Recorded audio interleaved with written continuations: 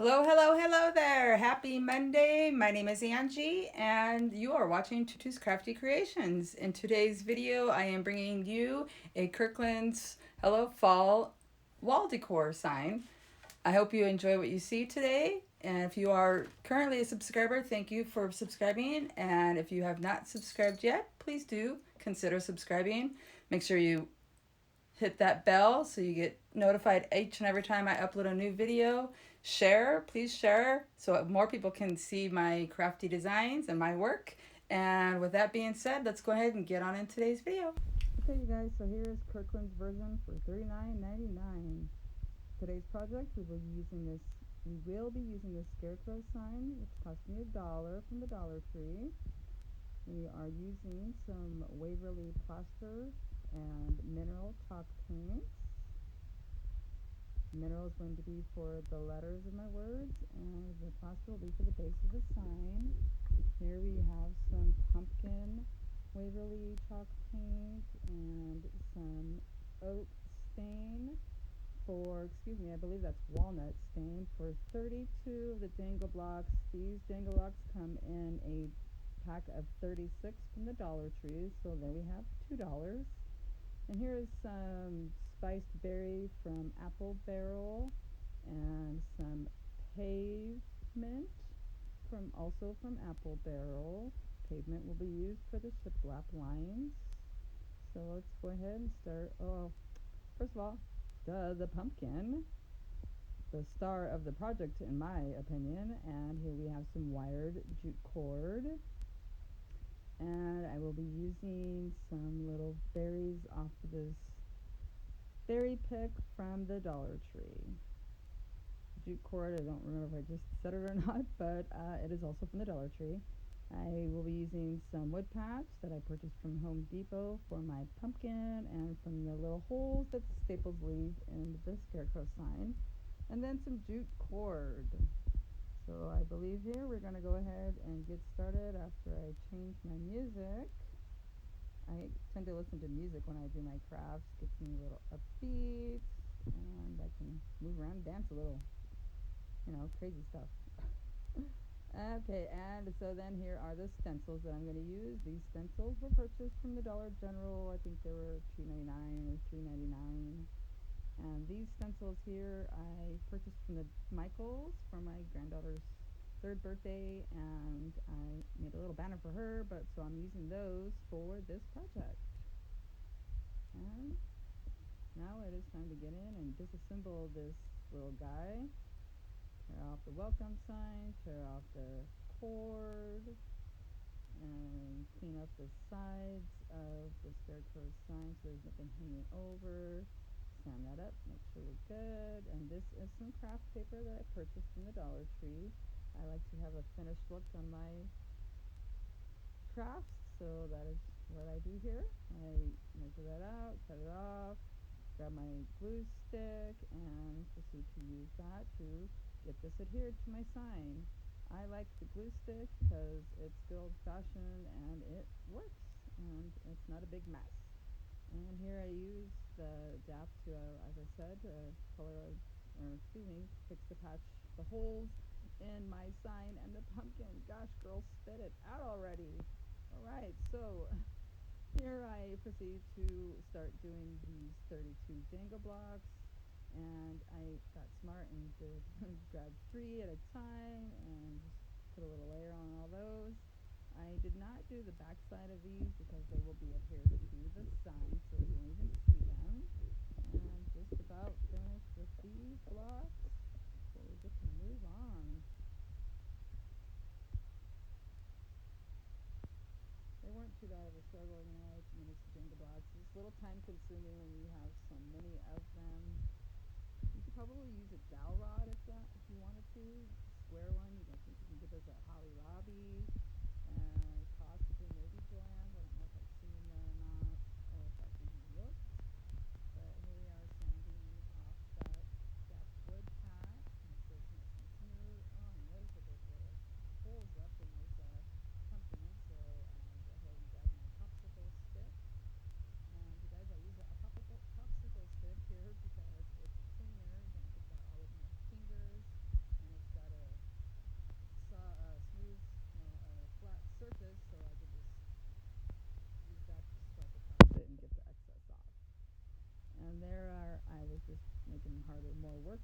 myself. Not quite sure what I was doing here, but I do proceed to go ahead and start painting the sign.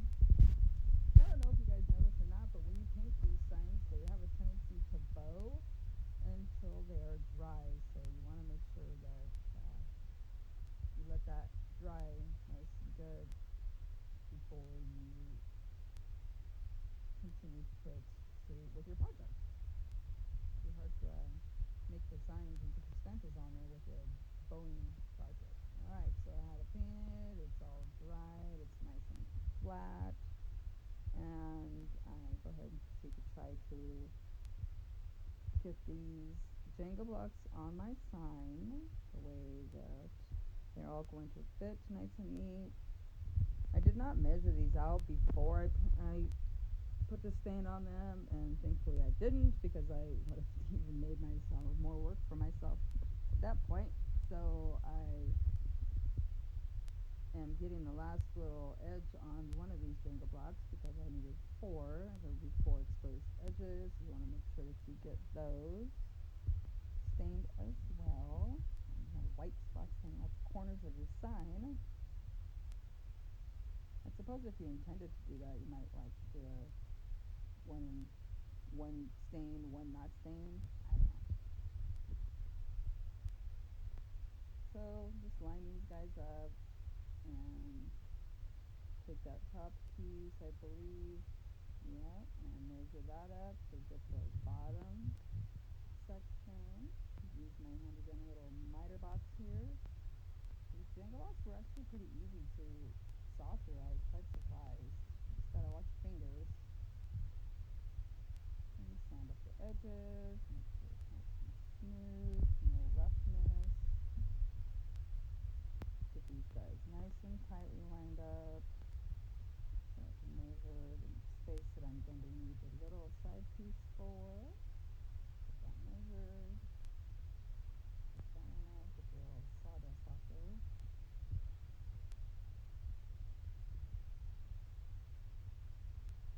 Literally only took me probably less than a minute to cut each one of these, so it's pretty quick. Get that one measured up. And you guys, had I been smart, I would have waited to measure these until after I used my stencils and put the shiplap on, because I ended up moving all of these Jenga blocks to numerous places. And as you all know, or you might know, might not know, these are not all quite the same length, so I had to do a little rigging around to moving things around to make them all fit. There's my first mistake of moving them off my board, but I needed that surface, so they had to go. And then here I'm measuring for my shiplap. See, make sure I got some even spaces in there. Use a little pencil to mark my board. And these are all little just 2-inch strips I'm making here. Or at least that middle section is 2-inch. And then we're going to go in with the pavement, and I will start painting these shiplaps lines.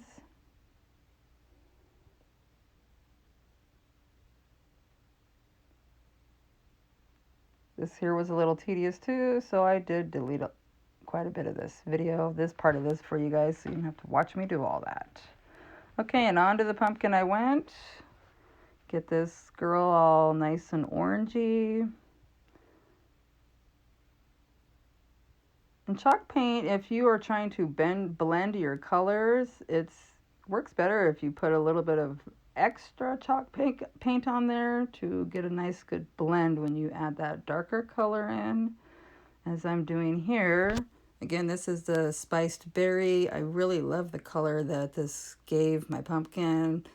It's more like a burgundy once you blend it in with the orange, and the definition of the pumpkin, I think, just turned out spectacular. And the berries that I put with it, if you guys know, they all contrast really well together, and I couldn't be, more pleased with the way this turned out, but, I'm tooting my own horn, so Let me get your guys' opinion and see what you all think. What kind of method do you use to paint your pumpkins? I usually go around the edges, get those lines of the natural pumpkin looking on there, and just play with it until I get the color that I like, the result that I like. And I'm quite happy with this, so I'm going to go ahead and use that jute cord that I also have purchased from the Dollar Tree. My little finger protector, purchased from the Dollar Tree. Thank you, Dollar Tree.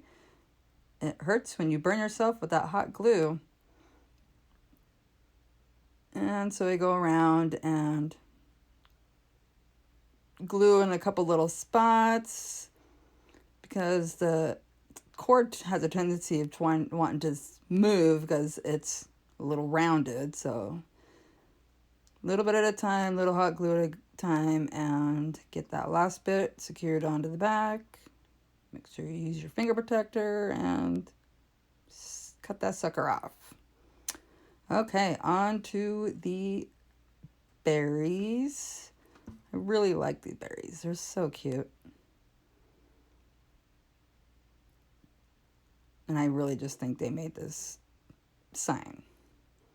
So here I'm going to go ahead and twirl it up, make a little tendril or whatever those vines are called that you find on pumpkins.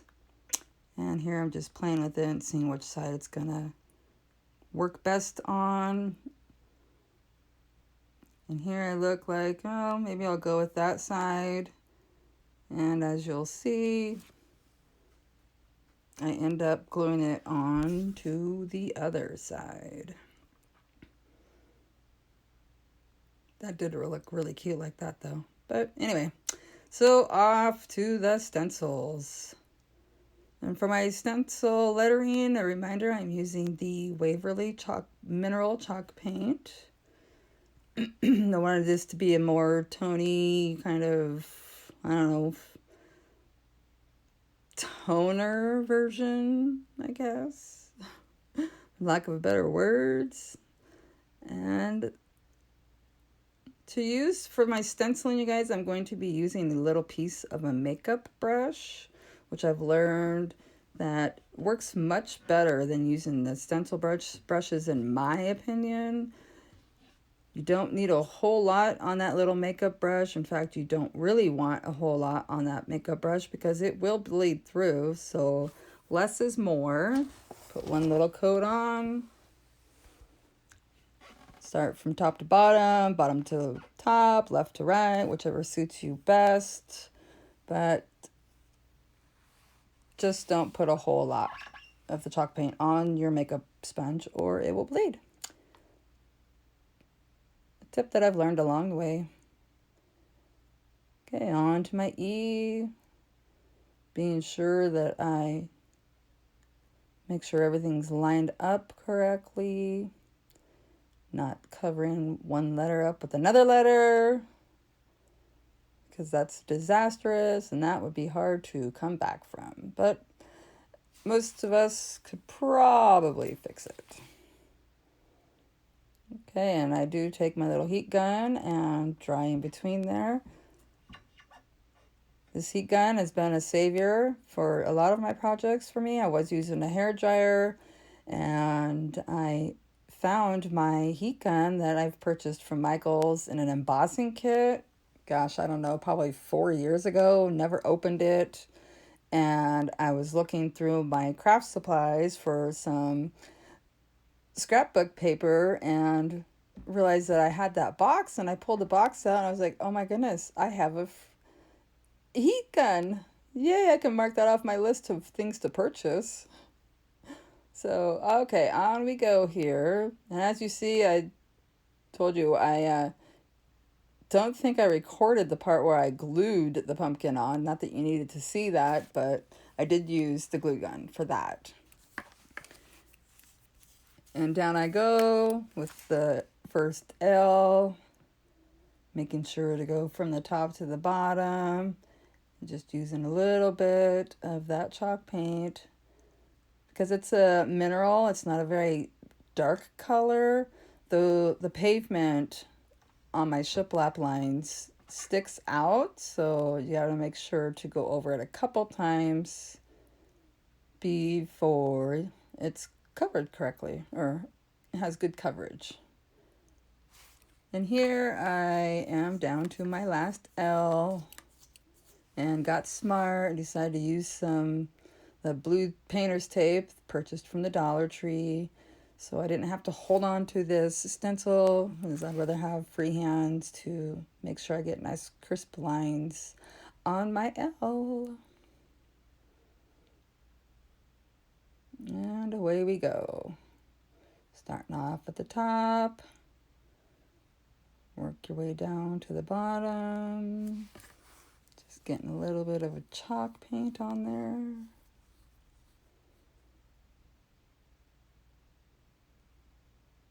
This L was a little bit of a struggle, as you can see here. And you can also see there on that bottom right hand side of the L there that the shiplap line is popping through. So that is why I'm going through and doing the double coat.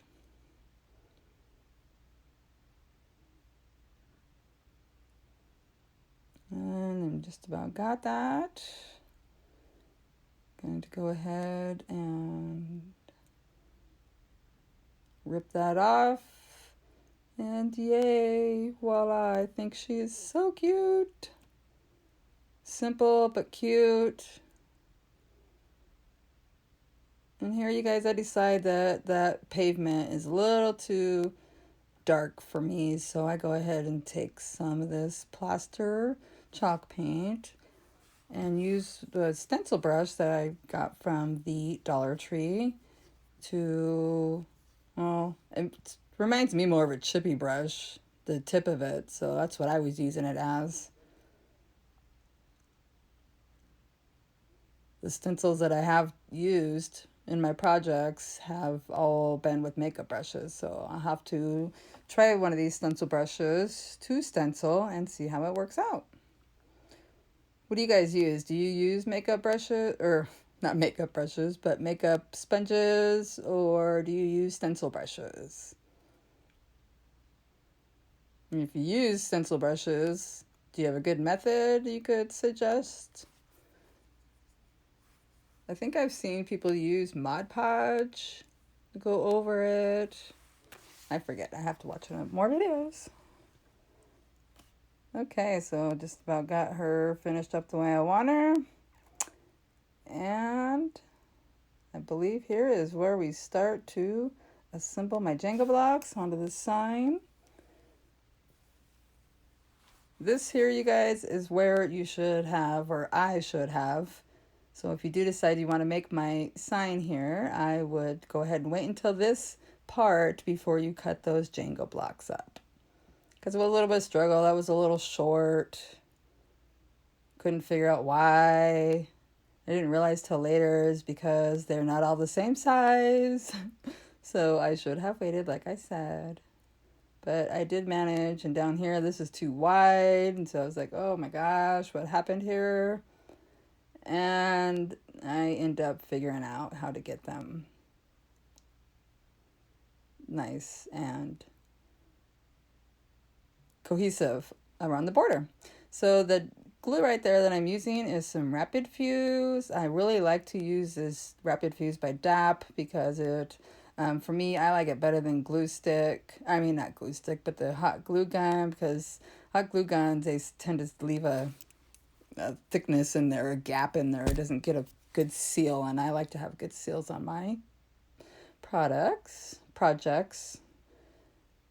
And I do end up gluing all of the rest of this off camera. I'm not quite sure why, but I hope that you guys enjoy what you've seen today.